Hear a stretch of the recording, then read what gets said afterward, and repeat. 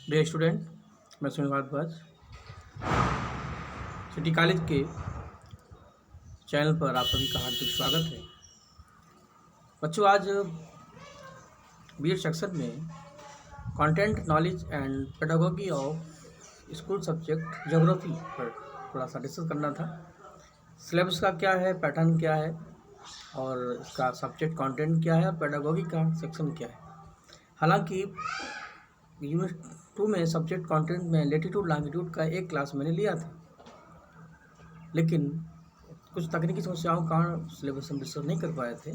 तो हम चाहते हैं कि एक बार आप जान लें कि इस विषय की दिशा और दशा क्या है, जिससे थोड़ा सा इजी हो जाए हमारे लिए भी और आपके लिए भी। तो पूरे सब्जेक्ट के सेक्शन को 4 यूनिट में डिवाइड किया गया है। बाकी जितने भी सब्जेक्ट हैं, सोशल साइंस के, हिंदी, जो भी आपको 2 सब्जेक्ट रखने हैं, तो उसमें यूनिट फर्स्ट, यूनिट थर्ड और यूनिट 4 ये तीनों सेक्शन पेडागोगी से रिलेटेड माने जाएंगे। और जितने भी सब्जेक्ट्स हैं, चाहे वो सिविक्स हो, हिस्ट्री हो, ज्योग्राफी हो, साइंस हो, 70 से 80% चीज़ें तीनों में सब में कॉमन है। फर्स्ट यूनिट, थर्ड यूनिट और 4 यूनिट। बस केवल अंतर है सब्जेक्ट का टाइटल बदल जाता है। जैसे role of geography in education, society और नेशन, तो हिस्ट्री वाले में हो जाएगा role of history in society and education. तो इस आधार पर ये, तो आप दूसरे सब्जेक्ट को भी पढ़ेंगे तो भी ये ईजी हो जाएगा। सेकेंड यूनिट में सब्जेक्ट कंटेंट है, सब्जेक्ट की विषय वस्तु। ये यूनिट ही एक सब्जेक्ट को दूसरे सब्जेक्ट से अलग करती है, डिफर करती है, और यही आपके लिए नया भी है। तो इसलिए हम सेकेंड यूनिट को थोड़ा ज़्यादा फोकस करेंगे। बाकी यूनिट हम उसके बाद रखेंगे, क्योंकि वो इसी बहाने आप दूसरे सब्जेक्ट के साथ भी सर लोग पढ़ते रहेंगे। तो लेकिन एक आइडिया दे देते हैं कि है क्या क्या। तो फर्स्ट यूनिट में understanding the nature of subject and discipline, विषय की विषय वस्तु, उसका स्वभाव क्या है और विषय का जो अपना एक अनुशासन है वो क्या है। तो इसके 3 सेक्शन है: knowledge and generation process, subject and discipline, meaning, nature, types and importance. यानी भूगोल की विषय वस्तु क्या है, उसका स्वरूप क्या है, उसका अर्थ क्या है, उसकी प्रकृति क्या है, कितने प्रकार की उसकी शाखाएं हैं और उसका महत्व क्या है। ठीक। अगला है origin, development and major classification of subject. भूगोल विषय वस्तु की उत्पत्ति कैसे हुई, विकास कैसे हुआ, उसका वर्गीकरण कितनी शाखाओं में हुआ वगैरह। एक और सेक्शन इसी में है correlation among different school subject, जैसे science, social science, mathematics, language वगैरह। एक चीज़ आपको जो बतानी है कि हर सब्जेक्ट का एक इंटर रिलेशन सिस्टम होता है, उसमें एक अंतर संबंध होते हैं। जैसे गाड़ी के हर पार्ट में देखा होगा आपने, एक इंटर रिलेशन होता है, पहिया नीचे है, स्टीयरिंग ऊपर है, लेकिन दोनों में एक इंटर रिलेशन है। और जब दोनों सब साथ साथ चलेंगे तभी गाड़ी चलती है। शरीर के आर्गन भी कुछ ऐसे ही हैं। हार्ट अपना काम करता है, माइंड अपना काम करता है, आइज अपना काम करता है, लेकिन कहीं ना कहीं कुछ ऐसा है जहाँ से वो जुड़े हुए हैं। यही माइंड बॉडी रिलेशन है। इसी तरीके से हर विषय भी होता है। देखने को अलग अलग है, देखने को वो 7-8 है, लेकिन कहीं ना कहीं वो साथ है। ठीक। तो जैसे मान लीजिए, अब एक एग्जाम्पल आपको मैं देता हूँ। जैसे हिस्ट्री में हम पढ़ते हैं सिंधु घाटी की सभ्यता, इंडस वैली। तो इंडस वैली को जब पढ़ते हैं तो वो ये लगता है ये इतिहास का सब्जेक्ट है, लेकिन इंडस वैली जब हम पढ़ते हैं तो उन लोगों का जो एडमिनिस्ट्रेशन सिस्टम देखते हैं, प्रशासन देखते हैं, कैसे उसको चलाते थे, वहाँ की सोसाइटी कैसी थी, वहाँ का एडमिनिस्ट्रेशन कैसा था, तो ये कॉन्स्टिट्यूशन का सब्जेक्ट बन जाता है, ये राजव्यवस्था का सब्जेक्ट बन जाता है। इसी तरीके से जब हम उसको ज्योग्राफी के चश्मे से देखते हैं तो इंडस वैली किन किन नदियों के बीच में थी, तो झेलम, चिनाव, रावी, ब्यास और सतलज, इन नदियों के मैदानों में ये सभ्यता डेवलप थी। तो ये भूगोल का विषय बन जाता है। इसी तरीके से करंट अफेयर्स से उसको जोड़ दें तो इसी में जो हाइड्रो प्लांट हैं, जैसे बरगलिहार, सलाल, दुलहस्ती, ये भी भूगोल और इकोनॉमिक्स में आ जाएंगे। इसी तरीके से उड़ी अटैक, या ये भी कह सकते हैं यहाँ पर कोई डैम है, जैसे सिंधु जल विवाद, सिंधु जल समझौता। जब उड़ी पर अटैक हुआ तो भारत सरकार ने कहा था कि हम सैनिकों के खून का बदला सिंधु के पानी से लेंगे, हम अपना एक भी बूंद पानी नहीं देंगे। सिंधु जल समझौता चर्चा में आ गया। तो चीज़ें वही हैं, बस नज़रिया आपका अलग अलग है। जैसे जैसे व्यू बदलते जाएंगे वैसे चीज़ें भी बदलती जाएंगी। तो यही है, हर बार सब्जेक्ट का अपना रिलेशन है। तो भूगोल का समाज अन्य विषयों से क्या संबंध है, ये बातें इसमें क्लियर करनी है। Different between subject and discipline. Geography is a subject and discipline. Role of geography in education, society, nation, integration और इंटरनेशनल लेवल पर। इसमें विषय का एक अपना डिसिप्लिन होता है, अनुशासन होता है। तो सब्जेक्ट, उसके बीच में क्या अंतर है, ज्योग्राफी का एक सब्जेक्ट में क्या इम्पोर्टेंस है, शिक्षा में इसका क्या महत्व है, समाज में इसका क्या महत्व है, देश की एकता और अखंडता में इसका क्या महत्व, अंतर्राष्ट्रीय लेवल पर इसका क्या महत्व है। देखिए, ज्योग्राफी विषय से हम ये जानते हैं कि हमारा भारत है, उसकी एक फिजिकल बाउंड्री है, उसकी एक अपनी भौगोलिक सीमा है। तो इस आधार पर जब हम अपनी भौगोलिक सीमा को समझेंगे तो हमें पता रहेगा कि भारत और पाकिस्तान के पास कौन सी लाइन है, भारत चीन की सीमा किन किन राज्यों से मिलती है। तो जाहिर बात है, जब हम अपने विषय का अध्ययन करते हैं हमें पता है कि सिक्किम भूटान और चाइना से जुड़ा है।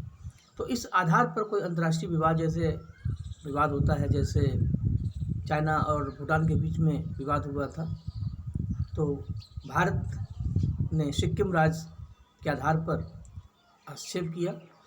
तो उस आधार पर अंतर्राष्ट्रीय जो समझौते होते हैं, राष्ट्रीय एकता, जैसे भारत की सीमा पर कोई अटैक करता है तो हमारी एकता, राष्ट्रीय एकता, अखंडता की जो फीलिंग है वो क्रिएट होती है। समाज में इसका महत्व है क्योंकि हर समाज का एक अपना भौगोलिक क्षेत्र होता है। और इसके अलावा खाली भौगोलिक क्षेत्र ही नहीं, ट्रांसपोर्ट है, पॉपुलेशन है, सेंसस है, इन्वायरमेंट है, क्लाइमेट है, ये सब ज्योग्राफी का ही टॉपिक है। तो अगर हमें स्वच्छ हवा मिलता है, स्वच्छ पानी मिलता है, अच्छा इन्वायरमेंट मिलता है, तो ये सब हम एक अच्छे अर्थ में, अच्छी सोसाइटी में रह पाएंगे।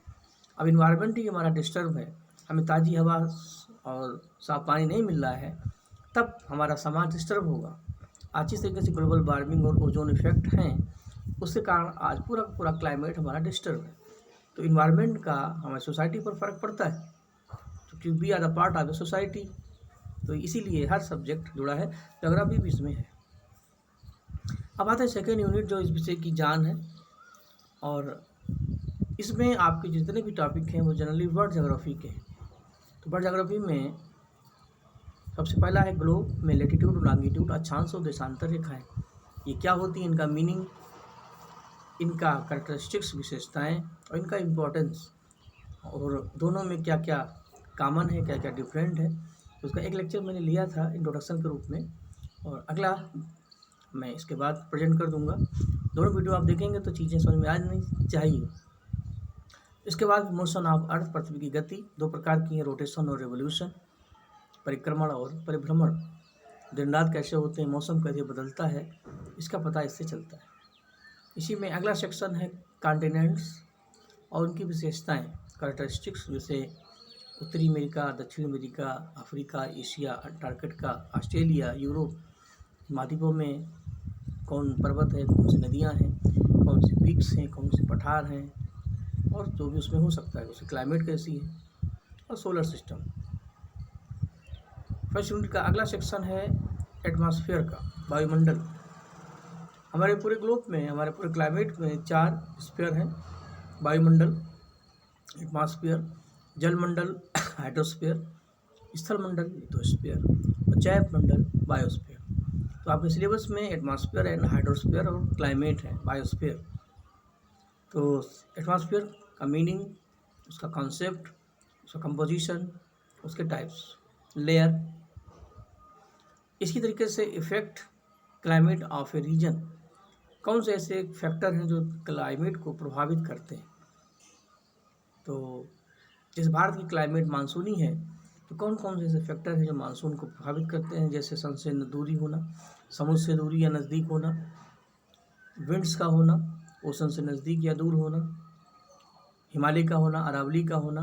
ये भारत की क्लाइमेट को चेंज करते। अगर ये ना होते, अगर हिमालय ना होता तो भारत की क्लाइमेट बदल जाती।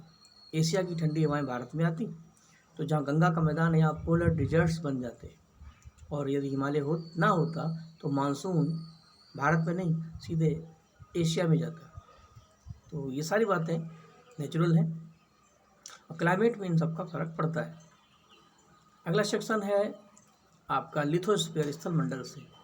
इसमें है लैंड फॉर्म्स, मेजर जो means the earth and major land forms of earth land form by river, glacier and winds. इसको हम अपने तरीके से समझाएं तो एक लाइन में इसका आंसर होगा, स्थल की आकृतियाँ, इंग्लिश में बोलते हैं टोपोग्राफी। किसी लैंड में जो चेंज होते हैं नदियों से, ग्लेशियर से, हवाओं से, धाराओं से, ओशन की वेव्स से, वही इसमें बताया गया है। जैसे नदियाँ जब चलती हैं तो पहाड़ों को काट करके आई आकार, बी आकार की घाटी बना देती है। ग्लेशियर जब चलते हैं तो पहाड़ों को काट कर यू शेप बना देते हैं, ऐसे हैंगिंग वैली बना देते हैं।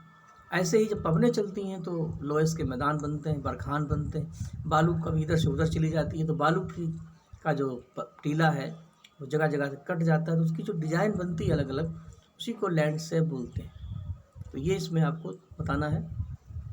इस तरीके से इंडियन क्लाइमेट और वर्ल्ड क्लाइमेट, भारत की जलवायु और विश्व की जलवायु, ये बताना है।